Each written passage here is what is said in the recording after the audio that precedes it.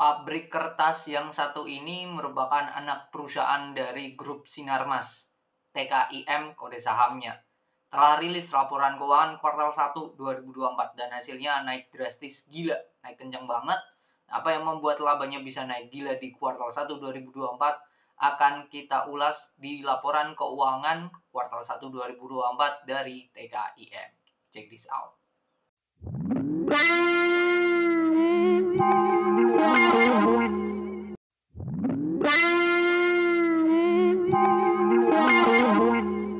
Pabrik kertas Ciwikimia atau kode sahamnya TKIM. Ini juga baru kita bahas dividennya. Nanti di akhir sudah saya taruh linknya. Terus kalau ini TKIM ya, kita lebih ke kuartal 1 labanya 2024. Naik gila ya. 1,6 T kuartal 1 2024 ini padahal di 2023 kuartal 1 hanya 136 M.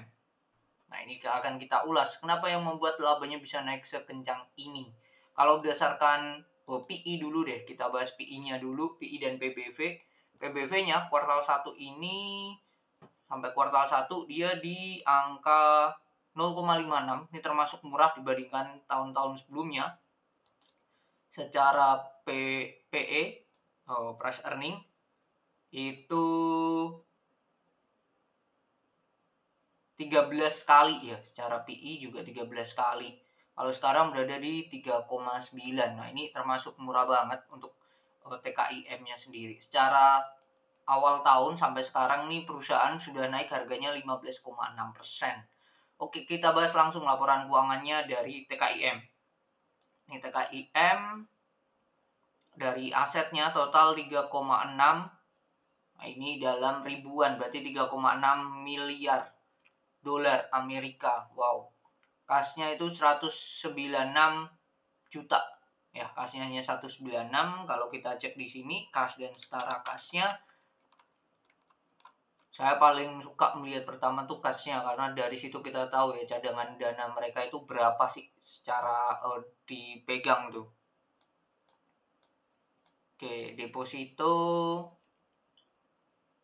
tuh depositonya kecil sih.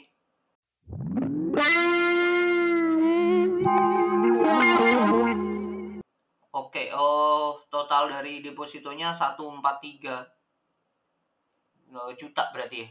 Ya, ini kan ribu dan ini dalam ribuan ya juta. Oke, 143 juta dolar Amerika. Masih mayoritas di deposito ya, karena total cashnya itu kan 200. Oke, terus kalau kita lihat di sini secara liabilitas ya, pinjaman berbunganya, pembiayaan musyarakah jangka pendek ini berbunga juga, pinjaman bank jangka pendek 300 ini berbunga. Terus ya pinjaman bank ini juga berbunga, pinjaman ini juga bunga pasti. Dalam jangka pendek ini sudah 300 lebih. Jadi agak PR nih kalau untuk jangka pendeknya karena kasnya hanya 200 gitu. Oke, tapi kalau kita lihat di sini secara total ini masih oke sih menurut saya. Dengan asetnya yang luar biasa gede, total hutangnya itu 1,1 ya, masih oke banget sih ini. Ekuitasnya masih gede banget ini perusahaan. Ini perusahaan besar. Terus kalau kita lihat saldo labanya, saldo laba yang belum ditentukan penggunanya itu 1 miliar 1,7 M dolar Amerika. Nah, ini dolar. Nah, ini secara net aslinya perusahaan tuh tidak naik yang signifikan banget ya. Hanya 278 juta. Ya, kalau kita hitung secara persentase kurangi 298,496. Nah, ini bahkan turun 20 juta. Turun 20 juta atau senilai 6%, 6,8. Ya, 6,8. Turun meskipun beban pokoknya juga turun 20% ya turunnya tadi.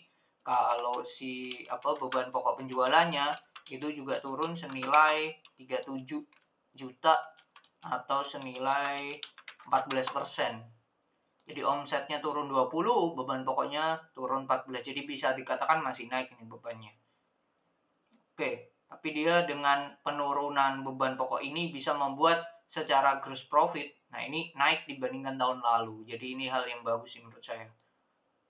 Hal yang bagus, sudah di 52 juta US dollar. Tahun lalu hanya 35 gitu. Dan laba usahanya kalau di sini sampai laba usaha dia sampai 33 juta. Nah, yang membuat gila naiknya ya sampai 1 triliun ya secara rupiah ya. Ini total labanya tuh 104 juta dolar Amerika. 104.561 kali 16.000 ya 1,6 T 1 2 3 4 ya 1,6 T rupiah. Nah, ini karena ada hal ini. Bagian laba atas net dari entitas asosiasi. Nah, ini laba ya, laba dari perusahaan entitas asosiasi. Bisa jadi ini mereka menjual. Bisa jadi ini mereka menjual. Nah, ini kita perlu cek di note 13 nih perusahaan.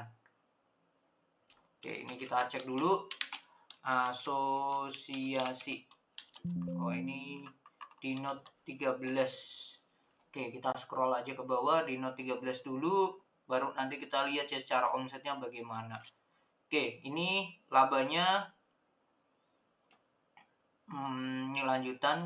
Nah, ini PT Oki Pulp and Paper Mills. Persentase kepemilikan 49%. Pencatatan jumlah tercatat terakhir yaitu di 2 ini dalam sama ya 2M. Oke. Jumlah tercatat awal tahun carrying value-nya segitu. Oke, nah ini ada kenaikan. Jadi secara labanya, laba netnya ini 140 dia dapat 49% kepemilikannya ya. Tuh, jadi itu bisa dikatakan tidak laba yang diperoleh oleh lini usahanya ya, yaitu yang jadi tantangannya PR-nya ya. Jadi kan mengharapkan dari si entitasnya ya, bukan dari si perusahaan itu sendiri. Nah, itu yang jadi PR kedepannya kalau saya melihat ya. Nah, ini kalau kita lihat jenis barangnya kertas budaya dan kertas industri semuanya mengalami penurunan sih. Semua mengalami penurunan. Ini 208 juta, terus kertas industri hanya 69 juta. Oke, itu mengalami penurunan. Terus beban-bebannya kalau dilihat di sini dari bahan baku, pemakaian bahan baku mereka sudah bisa menekan, oke. Which is good. Dari pemasok juga tidak sebesar kemarin. Bahan bakar pembantu tidak. Jadi tidak karena kalau saya melihat memang secara as a bisnisnya ini memang belum growth aja sih di kuartal 1 ini. Oke, beban-bebannya juga masih oke. Gaji dan upah naik, make sense dari tahun ke tahun ada kenaikan. Jasa manajemen ini juga naik. Beban kantor oke, komisi, ongkos angkut, bla bla bla, gaji upah masih aman sih, masih tidak ada beban-beban yang signifikan ya. Memang as a bisnisnya aja sih tidak berjalan yang sesuai growth-nya tidak maksimal ya. Jadi kenaikan di sini sudah terjawab ya, bukan dari as a bisnisnya tapi dari laba entitas sosialnya itu sendiri. Entitas asosiasinya sendiri. Jadi itu yang PR nantinya untuk kedepannya kalau saya melihat ya. Terus penghasilan keuangan di sini lain-lain ya ini juga minus. Nah, ini penghasilan bunga ya 1,6 juta, ini lumayan 1,6 juta US dollar gitu. Jadi kenaikannya signifikan memang tapi tidak dari si perusahaannya sendiri. Secara arus kas aktivitas operasi 72. Oke, ada kenaikan. Penerimaan pelanggan sekian, aktivitas operasi sekian, naiklah ya masih dibandingkan tahun lalu. Aktivitas investasi mereka dapat 16 juta US dollar. Pencairan investasi jangka pendek, oke mereka habis cairin, tidak ada. Nah, ini pendanaannya kita lihat. Dari invest dari mereka naruh di jangka pendek, pendanaan mereka keluar 65. Oke, berarti untuk bayar-bayar hutang. Nah, ini penurunan net dari pinjaman bank, terus pembayaran, tapi mereka juga dapat pinjaman jangka panjang ya. 19 juta US dollar. Oke, jadi secara kas mereka tetap mengalami kenaikan tipis. Jadi itu sudah terjawab apa yang membuat laba dari TKIM naik kencang ya, karena dari laba hal yang lain gitu. Itu sih sisi positifnya ya. Saya melihat di sini secara net profit. Oh, ini net profit margin ya karena hal itu sih. karena hal itu. Kalau gross profitnya, nah ini kecil banget, 18% aja. Gross profitnya aja udah PR nih. Gross profitnya PR, jadi bisa aja bebannya yang memang kurang oke. Beban-bebannya bisa aja memang secara perusahaan ya, omsetnya masih belum bisa growth lagi. Nah, ini kita coba compare dengan industrinya. TKIM sama itu adalah sama, yaitu INKP. Ini sama-sama Sinarmas juga. Oke, kalau dilihat secara gross profit margin, INKP lebih oke, 33%. 33%. Logikanya biasanya, nah, dari sini aja kita harusnya bisa tahu, nggak usah ngecek laporan keuangan, udah tahu bahwa net profit marginnya ini pasti bukan dari labanya. Karena gross profitnya aja, biasanya gross profit ke net itu turun. Ini kok bisa naik? Nah, pasti ada something. Entah itu penjualan aset, entah itu dari tadi ya, contohnya laba dari entitas asosiasi, atau juga bisa saja dari penghasilan keuangan. Nah, itu bisa saja. Itu elemen di luar bisnisnya sih. Saya melihat seperti itu. Jadi secara laba mungkin secara indikator rasio-rasio INKP lebih oke sih dibandingkan TKIM. Lihat dari sini ya, gross profitnya lebih oke. 33% masih oke sih. Secara PI ya INKP juga sama-sama murah. Jadi itu mungkin dengan kondisi sekarang ya TKIM termasuk murah. Cuman pertanyaannya adalah bisa makin growth lagi apa enggak. Nah, itu tantangannya.